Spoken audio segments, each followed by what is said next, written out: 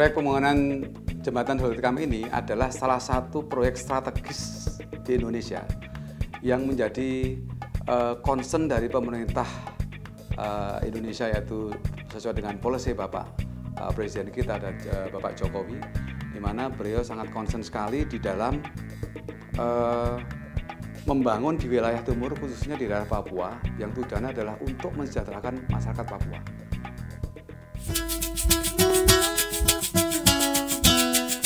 Kita lihat di Kota Jayapura ya, Kota Jayapura itu kan terenya lah istilahnya kan, yang datar itu kan sudah habis untuk bangunan semua. Sekarang ini kan berkembangnya itu naik ke gunung gitu loh. Naik gunung itu kan secara keamanan itu kan kurang aman lah kalau misalnya membangun bangunan yang di lereng gunung lah.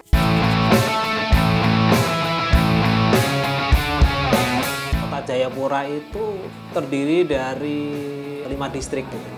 Kalau distrik, kalau di luar istilahnya kecamatan lah, kecamatan. Penduduknya mungkin sekitar hampir separuhnya di Kota Jayapura lah, masih di satu distrik gitu. Sedangkan distrik lain tuh masih luas. Pengembangan wilayah ini arahnya mau ke arah daerah Skau. Satu distrik yang namanya distrik Muaratami. Jadi Muaratami itu daerahnya itu datar. Dan itu penduduknya pun masih sangat sedikit. Distrik itu memang dia ke arah ke perbatasan, ke arah ke PNJ itu melewati daerah Muaratami itu. Selama ini kan harus muter, makanya jembatan ini sebagai apa ya, penghubung untuk mendekatkan lah. Selama ini kan muter ke atas, naik gunung balik turun lagi, ya ini mendekatkan itu. Jadi ya pengembangannya ke sana. Jadi karena daerahnya itu sudah daerahnya datar, penduduknya juga belum banyak dikembangkan lah. Jadi arahnya ke sana arahnya gitu.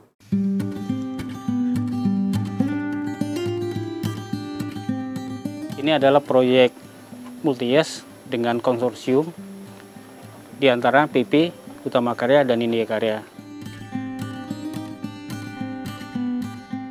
Proyek ini bermula dengan ditandatanganinya perjanjian kerjasama atau kontrak konsorsium PP, HK, dan NK dengan Balai Besar Pelaksanaan Jalan 10 Provinsi Papua melalui Satuan Kerja Pelaksanaan Jalan Wilayah 1 Provinsi Papua, ditandatangani antara PPK 07 dengan kuasa konsorsium yaitu Bapak Yuyus Juarsa di Jakarta pada tanggal 15 Juli 2015.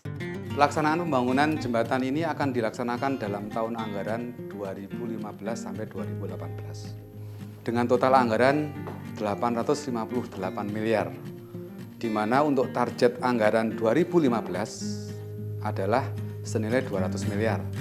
Dengan target fisik adalah pengadaan tiang pancang, kemudian pengadaan besi beton, galian batu dengan progres 10,5%. Untuk tahun 2016, targetnya adalah 350 miliar, di mana target fisiknya adalah struktur bawah dengan bor pile dan pile cap selesai. Kemudian ada pengadaan baja struktur dengan total progres tahun 2016 sebesar 51%. Kemudian di tahun 2017, target anggarannya adalah yang terserap 300 miliar, di mana target fisiknya adalah pengadaan baja struktur, erection baja, kemudian komponen-komponen jembatan seperti bearing, hanger, dan expansion joint, kemudian plat lantai. Sisanya di tahun 2018, pekerjaan yang tersisa adalah finishing dan aksesoris jembatan seperti railing, median, aspal, dan lain-lain yang berada di struktur atas. Kemudian target finish schedule kita adalah di tanggal 29 September 2018.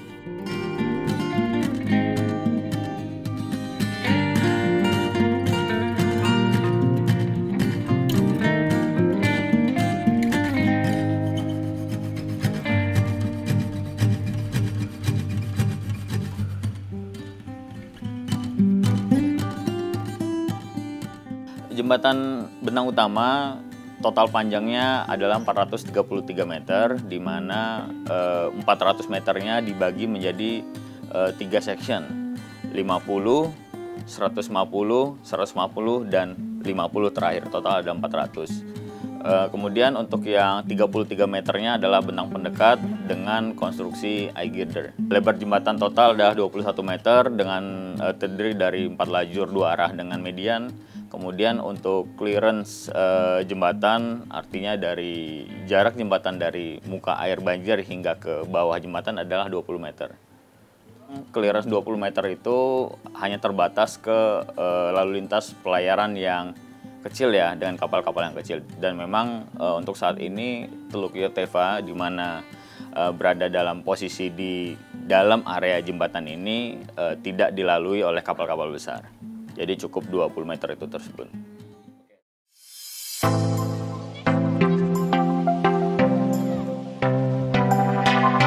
Salah satu hal yang dikhawatirkan dalam pelaksanaan metode itu adalah pengiriman. Tetapi dengan ditunjang dengan teknologi dan angkutan yang cukup memadai dengan menggunakan ponton atau tongkang 328 feet, saya rasa dirakit secara utuh di Tangerang atau dikirim ke Jayapura secara utuh itu tidak akan ada masalah. Pekerjaan jembatan Hotel kami ini kita mulai dari pendekat sebelah ujung ya. Jadi yang paling ujung pekerjaan terakhir jatuh di P5. Itu struktur pekerjaannya pekerjaan pancang casing diameter 120 dengan kedalaman 18 meter dengan jumlah titik 44 titik. Ke P4 yaitu pemancangan casing diameter 140 kedalaman 18 meter dengan jumlah pancang casingnya 60 titik. Ke P3 jarak 150 meter, bentangan 150 meter itu dengan jumlah titik 70 titik. Kedalaman sekitar 21 meter. Dengan jumlah titik itu 70 titik.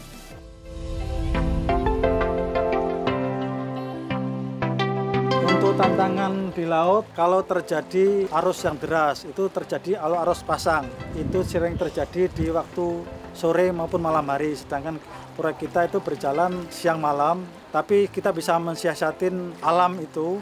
Kapan waktunya kita bergerak dan kapan kita waktunya untuk mengatur strategi secara alam. Sedangkan kita sudah punya panduan dari BMKG untuk pasang surutnya sudah kita ketahui, sehingga posisi yang tepat untuk kita bergerak kita bisa prediksi.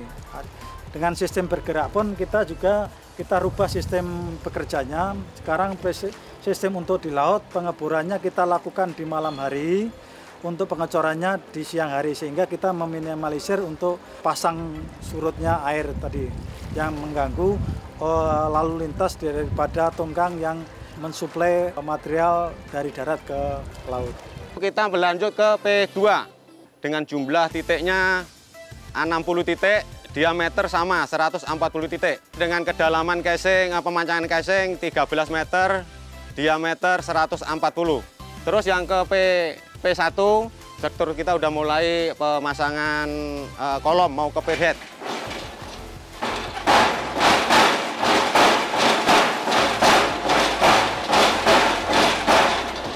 Untuk P2 itu dengan bore pile, dengan sistem kita pancang casing.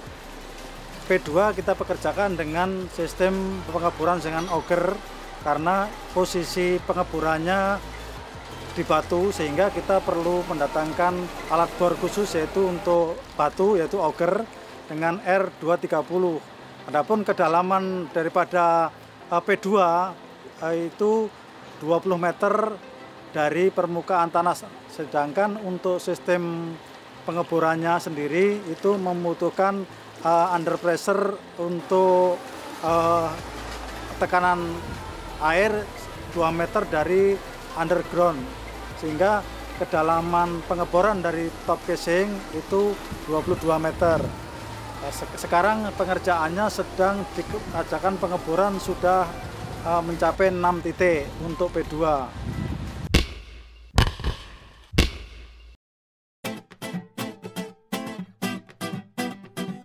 Lalu lanjut ke A1. Pekerjaan sudah selesai, tinggal kita menunggu untuk girdernya. Secara keseluruhan, proyek yang tinggi risikonya karena kita satu, bekerja di atas permukaan air. Yang kedua, ada pekerjaan-pekerjaan yang memang di ketinggian. Sebagaimana yang termaktub dalam aturan-aturan ataupun regulasi dari Depnaker bahwa pekerjaan di ketinggian itu adalah pekerjaan yang risiko tinggi. Apalagi di sini ada pekerjaan pemasangan platform spearhead dari kolom-kolom baja itu.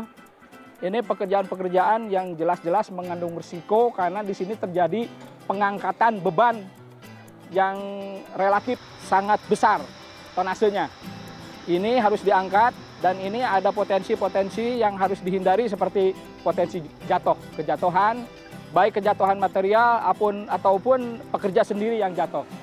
Sehingga untuk pekerjaan-pekerjaan seperti ini diperlukan alat-alat yang betul-betul layak operasi. Alat-alat yang betul-betul memang sudah tersertifikasi dengan baik dan benar. Sehingga alat itu memang dinyatakan layak untuk dipekerjakan di pekerjaan ini. Karena ini beban yang diangkat sangat besar sekali, Pak. Terus yang kedua, karena ini pekerjaan di ketinggian, dengan sendirinya aturan-aturan safety tentang pekerjaan di ketinggian itu memang harus dipenuhi. Seperti pemasangan railing, pekerja nanti harus memakai body harness dan juga harus ada skyline untuk mencantolkan body harness itu sendiri.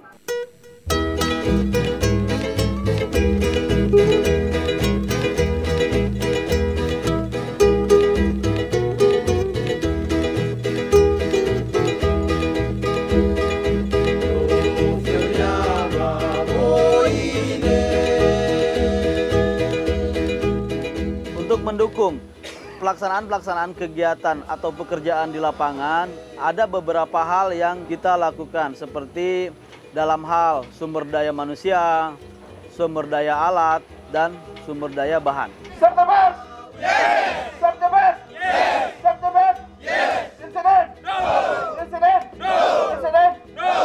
Di samping kita mendatangkan tenaga-tenaga terampil dari Jawa Barat, dari Jawa Tengah, dan dari Jawa Timur, untuk mensinergikan atau mentransfer teknologi atau keahlian dari tenaga-tenaga terampil yang kita miliki dengan masyarakat-masyarakat di sekitar wilayah proyek.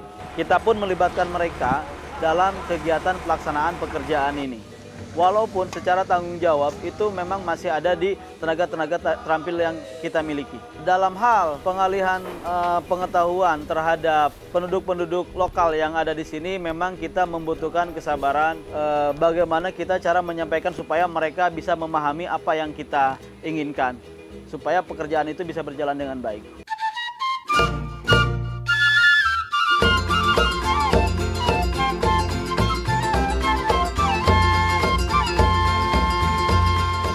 Ya, itu juga menambah pengalaman untuk saya ya. Lihat mas-mas dari luar datang kemari, lihat mereka pu cara kerja ya, saya merasa senang mendapat ilmu lain dari mereka. Tidak susah karena sudah bersama dengan mereka, sudah paham pekerjaan ini.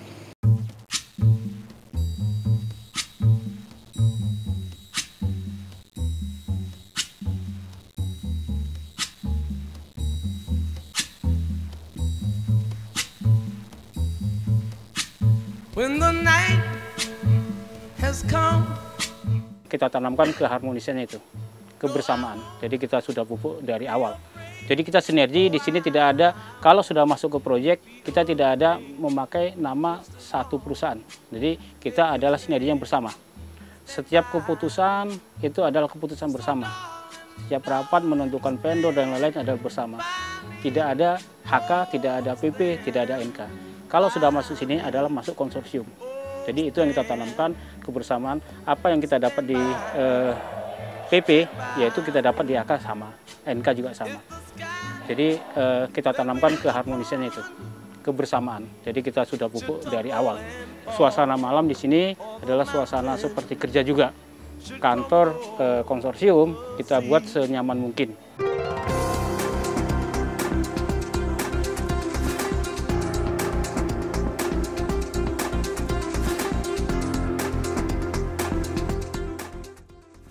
Kita desain akan menjadi landmarknya tidak hanya Jayapura mungkin, tapi adalah tanah Papua. Ya. Jadi saya minta juga untuk dibangun dengan ada nilai seni budaya Papua. Tidak hanya jembatan penghubung dari satu tempat ke tempat lain, tapi harus menunjukkan juga nilai budaya dan seni Papua ini. Desainnya kelihatannya sudah memenuhi itu, mengakomodasi keinginan itu. Targetnya adalah rencananya Oktober 2018, tapi kita upayakan agar mungkin di pertengahan 2018 sudah bisa kita operasikan. Kami dari tim konsorsium akan berusaha menerjemahkan harapan dari Pak Menteri. Dalam hal ini adalah owner kami. Metode erection awal dengan menggunakan tower-tower kemudian dipasang secara bertahap itu membutuhkan waktu yang sangat lama, yang setelah kita evaluasi bahkan bisa melebihi durasi kontrak kita secara kontraktual di Oktober 2018. Nah, sehingga dengan mempelajari kemudian mengambil pengalaman-pengalaman dari luar, mencari referensi dan kita berdiskusi, sehingga kita akan melakukan satu inovasi metode erection yang juga jarang dilakukan. Baru pertama kali ada di jembatan di Kalimantan, itu pelaksananya adalah dari China, dan ini akan kita lakukan dengan diri kita sendiri ya, dari BUMN. Metode erection-nya nanti kita mengacu atau mengambil referensi dari jembatan Lake Bridge di Amerika. Kemudian kita yakin bahwa dengan metode ini bisa sangat-sangat meningkat waktu, kemudian meningkatkan safety, kemudian meningkatkan mutu dari pengelasan dan pemasangan jembatan, dan pada akhirnya bisa memenuhi harapan dari Kementerian PU seperti yang disampaikan Pak Menteri. Teman-teman melakukan rencana yang luar biasa menurut saya. Mereka pernah mempresentasikan dan beberapa kali mempresentasikan cabang. Mereka punya rencana, punya program inovasi bagaimana mempercepat, mengakselerasi. Sehingga proyek yang harusnya selesai di 2018, mudah-mudahan bisa selesai di akhir 2017. Dengan program, dengan sistem, dengan metode yang mereka sudah presentasikan. Menghabiskan energi, tenaga, fisik, dan pikiran, hanya bagaimana untuk menyelesaikan satu persoalan desain, terus berdiskusi dengan banyak setiap hari, dengan para rekanan dan sebagainya, untuk menemukan satu solusi bagaimana mempercepat.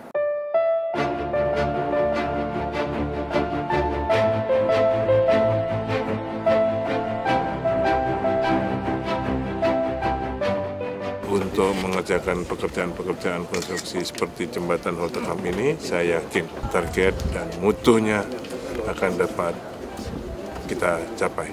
Kita saat ini memiliki satu visi baru, visi bersama proyek, yakni 2017 Jaya, di mana kita berencana akan menyelesaikan 100% proyek jembatan Holtecam Bentang Tengah ini di akhir tahun 2017, namun tentunya dengan mutu yang sama baiknya dengan spesifikasi yang diharapkan oleh owner.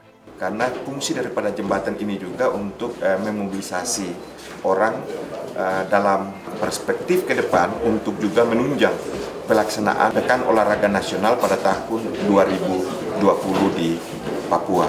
Selama ini kan ikon untuk Kota Jayapura maupun Papua secara keseluruhan kan belum ada yang bangunan yang bagus, itu kan belum pernah kita inilah. Makanya ini nanti sebagai salah satu ikon pembangunan di Papua gitu loh.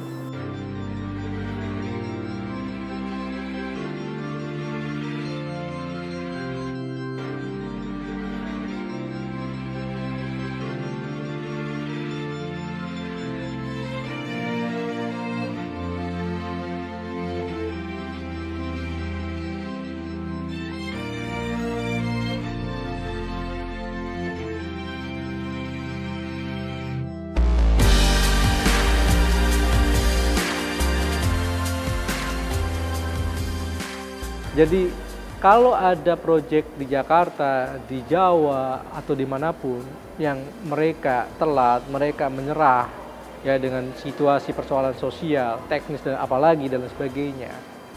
Saya salut dengan teman-teman yang ada di Papua sana. Mereka bekerja dengan hatinya, mereka bekerja dengan semangat dan dedikasi yang luar biasa. Mereka bekerja, mereka tanpa takut malaria. Ada banyak orang di Jawa ya yang begitu mau dipindahkan ke Papua, mereka kasak kusuk sana sini dan sebagainya agar tidak dipindah ke Papua karena takutnya. Tapi orang-orang ini luar biasa, orang-orang yang bekerja dengan semangat yang luar biasa. Di Bentang Tengah saya menyaksikan itu, mereka bersemangat.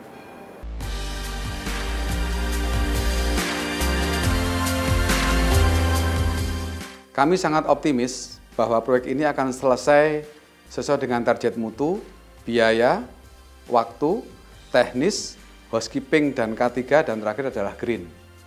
Dan kami berusaha semaksimal mungkin menyelesaikan proyek ini lebih cepat dari yang ditargetkan. Tetap semangat. Terima kasih buat teman-teman di Bentang Tengah yang bekerja luar biasa dengan semangat, dengan hati, dengan dedikasi yang luar biasa. Jauh dari keluarga, tidak takut malaria, tapi mereka bekerja untuk kemajuan bangsa, kemajuan Papua, dan kemajuan nama besar PP. Luar biasa, karena Anda, kita ada di sana. Terima kasih.